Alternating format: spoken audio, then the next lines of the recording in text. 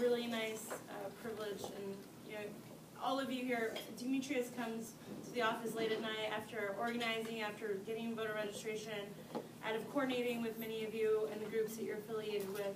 He comes into the office at around 11 p.m. and he's just always fired up. So I want to thank you for that. I want to thank him for this great event and all of the work that he puts in. And not only that, he just inspires us with his work daily. And of course, our favorite girlfriend, Tracy Lestrade.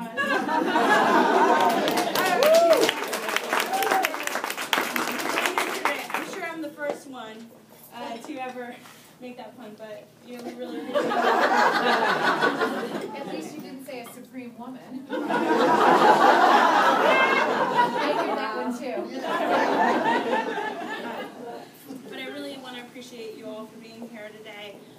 The work that we have ahead is not going to be easy. This is the fight of our lives. We have a president who fights for us, who's got our back, who knows what it's like to be in our communities. And there's a very clear choice between him and Mitt Romney. I'll tell you a little bit about myself and why I'm in Nevada and how I got here. I started, let me backtrack a little bit to just where I come from. My parents are both immigrants from Mexico. They got married. They moved to Texas in hopes of a better life for my brothers and me. And they worked on the field. They were laborers. My mother worked 2 jobs so that we could go to college, and she still does, right?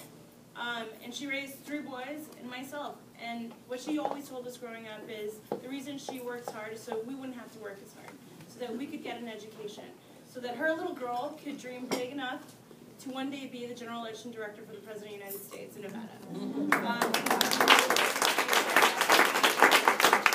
And those of you who are mothers, we all have had mothers, I know that they're the real first ladies of our homes, of our communities, and of who we are.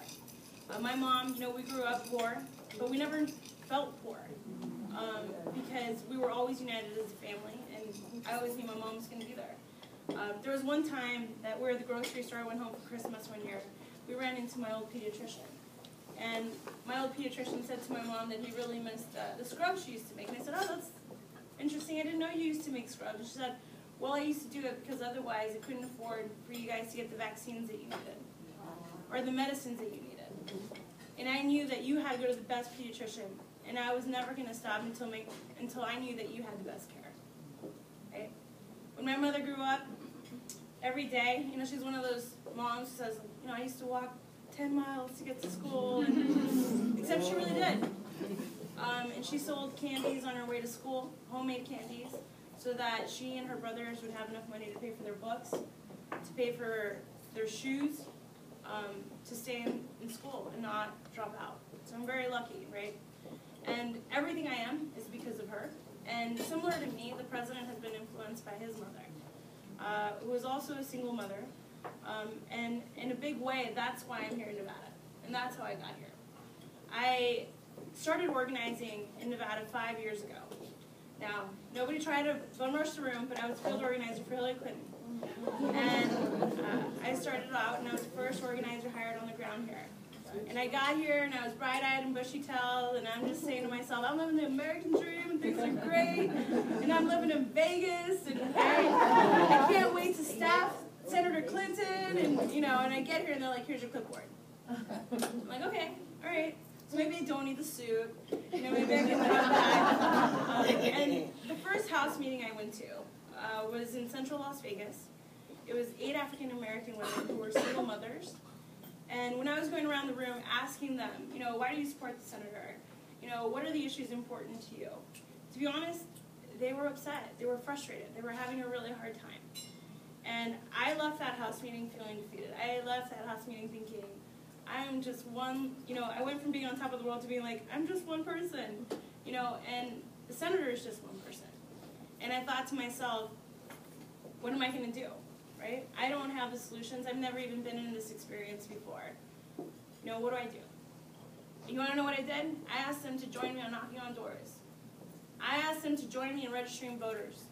I asked them to join me in fighting for a better future for their kids, for my future kids, for the neighbors' kids, you name it.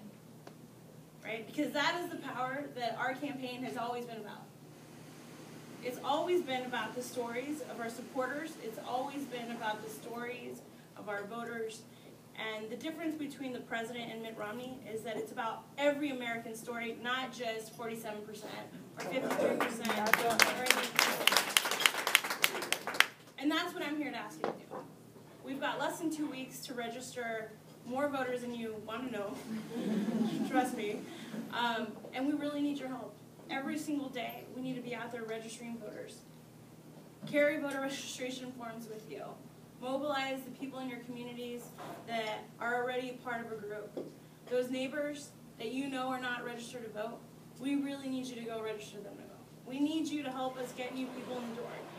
Those two things are the only way we're going to win this election, by registering voters and getting new people in the door. And I'll also tell you this. When you look at that electoral map, most scenarios go through Nevada, and that's how the president's going to get to the White House. Now, we can take that as two things, right? Like that House meeting. Sometimes it makes me want to, go back to Texas. But most times, it makes me want to organize. And, my mom always said to me, I have 3 older brothers, and, as you can imagine, they had a lot of fun with me. And she'd say, baby, you and I just always have to stick together. If we have each other's backs, there is nothing we cannot do. And that is the beauty of the African American community. You have always had our back. You've always stuck together. And the president has done the same. And if we're in this together, we're going to re-elect the president. We're going to send him back to the White House on November 6th. And we're going to send a very strong message. We need your help. And we're not going to stop at re-electing the president. We're going to elect Senator Horsford to Congress. Yeah. And Nevada is going to shape the future generations to come. So I want to thank you for joining us, and I want to ask you to please help us deliver the state. If you take one thing from my conversation here with you today, is that we cannot do this without you. We cannot do this without you. We need every single person that is able to help us to help us.